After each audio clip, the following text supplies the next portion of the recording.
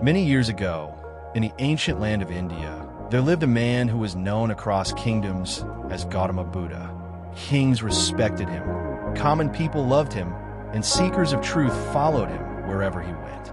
Not because he was powerful or rich, but because he had discovered something rare, true inner peace.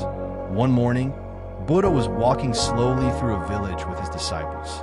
The sun was soft, birds were chirping, and the air was filled with silence. Buddha's steps were gentle, and his face reflected deep calm, as if nothing in the world could disturb him. But not everyone admired this calm. In that same village lived a man who was full of anger. Life had been hard on him. He had faced failure, rejection, and loss. Slowly, anger had become his habit. When he heard people praising Buddha, his ego burned. Why does everyone respect him, the man thought. Who was he to teach others about life? That anger kept growing until one day, he decided to confront Buddha. As Buddha and his disciples entered the village square, the man rushed forward. His face was red with rage. Without any hesitation, he began shouting, "You are a liar. You fool people with sweet words. You are nothing special." The disciples were shocked. Some felt angry.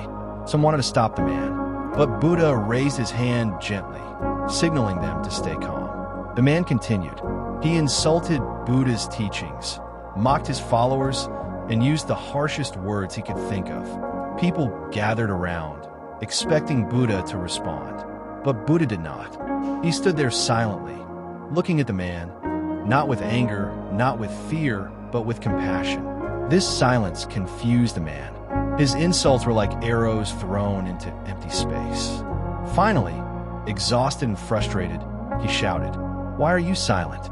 Are you afraid of me?"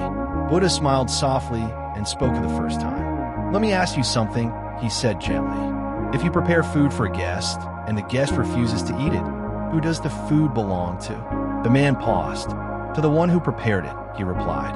Buddha nodded. "In the same way, you have brought anger, hatred, and insults to me. I refuse to accept them. So tell me, who do they belong to now?" The man was stunned. No one had ever spoken to him like this. No one had ever faced his anger without fighting back. Slowly, his breathing softened.